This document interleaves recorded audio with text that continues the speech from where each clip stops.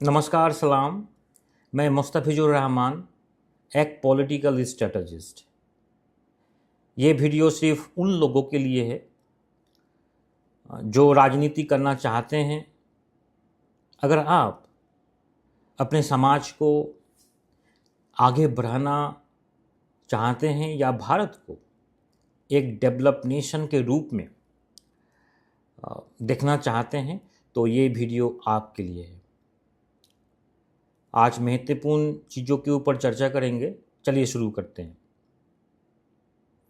राजनीति में जब कोई नेता या पार्टी चुनाव हार जाती है या सत्ता से बाहर हो जाते हैं,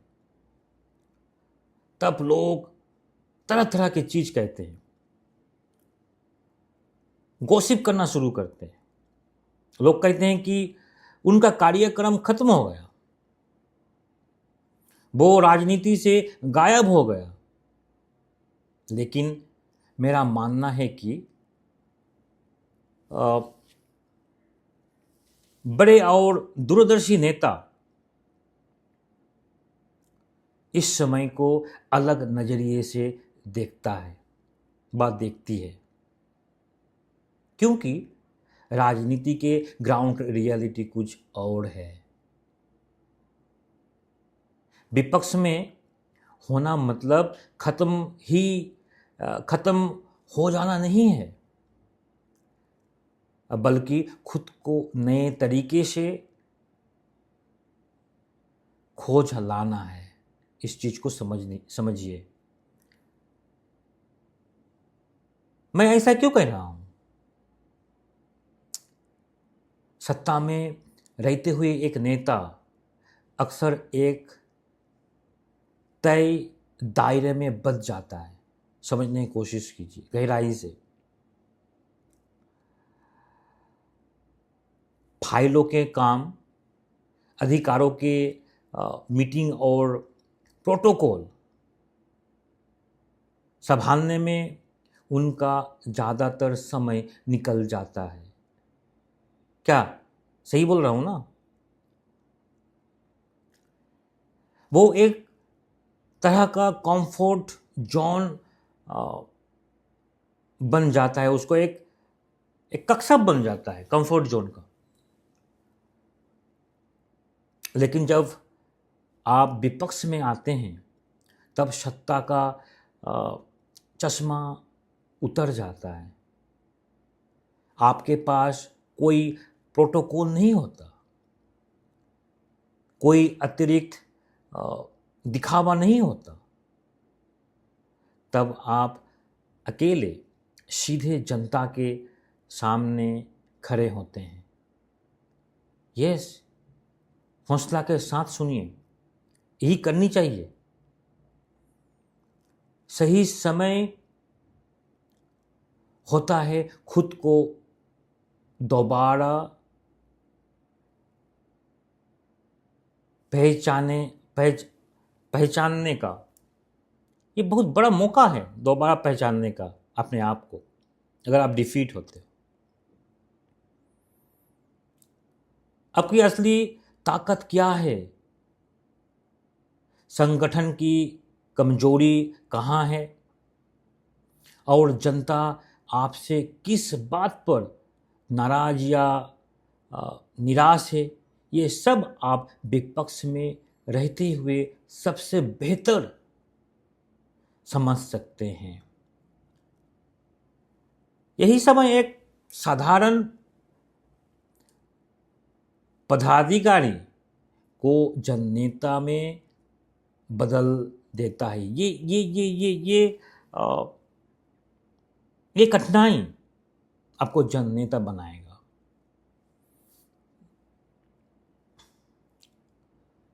मैं कुछ दो ऐतिहासिक उदाहरण देना चाहूँगा ताकि इस ऐतिहासिक उदाहरण से आप बहुत चीज़ सीख पाएंगे। मैं पहला बोलना चाहूँगा उदाहरण। भारत की आधुनिक राजनीति में इससे बड़े उदाहरण शायद ही कोई हो जो आपको बूस्ट दिलाएगा। ओके, 1977 के लोकसभा चुनाव में इंदिरा गांधी और उनकी पार्टी बुरी तरह से हार गई थी, पता होगा आपको।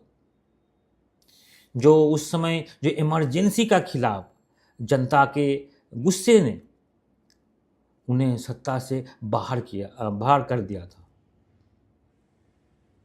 उस समय राजनीतिक विश्लेषकों ने लिख दिया था कि नेहरू गांधी परिवार के राजनीति खत्म हो गए।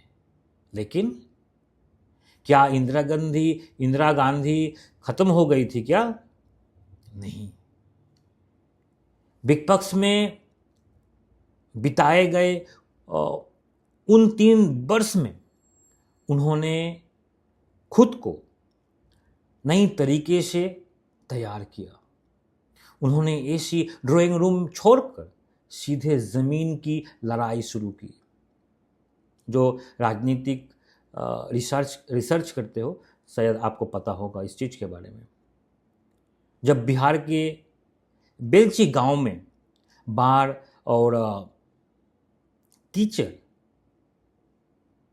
की वजह से कोई गाड़ी नहीं जा पा रही थी, तब वे हाथी पर बैठकर वहां पहुंची और पीड़ित लोगों के साथ खड़ी हुई। तो जनता ने देखा कि सत्ता से बाहर होने के बाद भी ये नेता उनके लिए लड़ सकती है। परिणाम क्या हुआ? सिर्फ 3 साल बाद 1980 के चुनाव में उन्होंने जबरदस्त वापसी की और भारी जीत के साथ दोबारा सत्ता में लौट आए। मैं दूसरा उदाहरण देना चाहूँगा। अब अमेरिका के इतिहास के एक उदाहरण जो आपके लिए बहुत महत्वपूर्ण होगा। ये उदाहरण 1960 में राष्ट्रपति चुनाव में रिचर्ड निक्सन बहुत कम अंतर से जॉन एफ कैनेडी से हार गए। इसके बाद 1962 में कैलिफोर्निया के गवर्नर चुनाव में भी हार गए। उस समय उन्होंने लगभग राजनीति छोड़ने जैसा बयान दे दिया था। ओके, इतना डिप्रेशन में चला गया था।